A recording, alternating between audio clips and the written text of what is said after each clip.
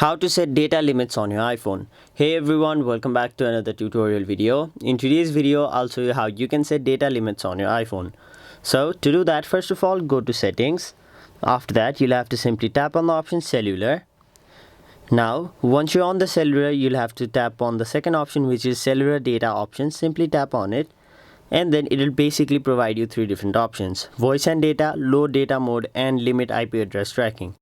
So as you can already see, there is no particular options on how you can set data limits on your iPhone.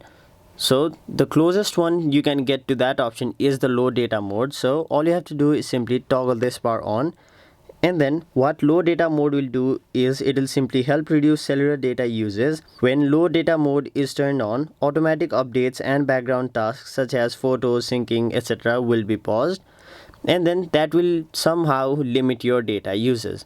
So that was it for this video. Hope this video was helpful to you guys, and if it was, make sure you like this video and subscribe to our channel so that you don't miss out on further videos such as these.